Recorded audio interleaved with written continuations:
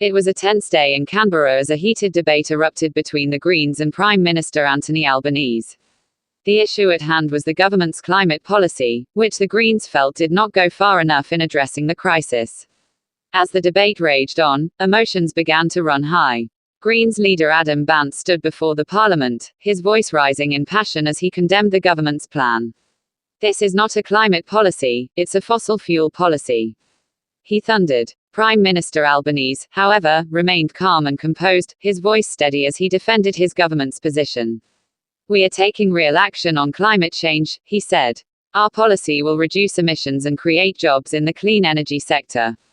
But the Greens were not convinced.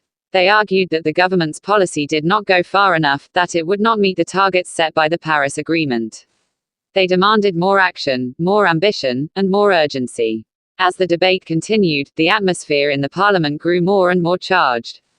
The Greens were determined to make their voices heard, to push the government to do more. And Albanese, equally determined, stood firm in his resolve to defend his government's policy. The fight was not just about climate policy, but about the very future of the country.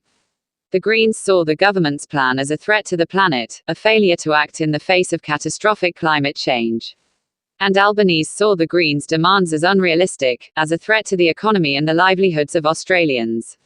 As the day wore on, the tension in the Parliament only grew. The Greens and the government clashed, their words sharp and their voices raised. It was a battle for the future, a fight for the soul of the nation. But as the sun began to set on Canberra, the fight showed no signs of abating.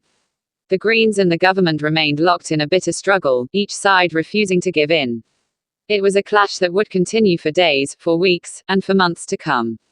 As the Parliament adjourned for the day, the Greens and the government went their separate ways, each side more determined than ever to emerge victorious. The fight was far from over, and the future of the country hung in the balance. The next day, the Greens launched a fresh attack on the government's climate policy. They introduced a motion in the Parliament, calling on the government to adopt a more ambitious target for reducing emissions. The motion was defeated, but the Greens vowed to continue the fight. As the days turned into weeks, the battle between the Greens and the government only intensified. The Greens launched a series of protests and rallies, calling on the government to take more action on climate change. And the government, equally determined, stood firm in its resolve to defend its policy. But despite the intensity of the fight, there were signs that the Greens were beginning to gain ground. Public opinion was shifting, with more and more Australians calling for greater action on climate change. And the government, sensing the shift in public mood, began to show signs of flexibility. After weeks of fighting, the Greens and the government finally reached a breakthrough. The government agreed to adopt a more ambitious target for reducing emissions, and the Greens agreed to support the government's climate policy. It was a victory for the Greens, but it was also a victory for the government.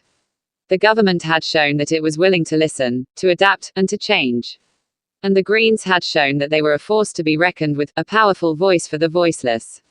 As the Parliament adjourned for the final time, the Greens and the government went their separate ways, each side proud of what they had achieved. The fight had been long and hard, but in the end, it had been worth it. The future of the country was brighter, and the planet was safer.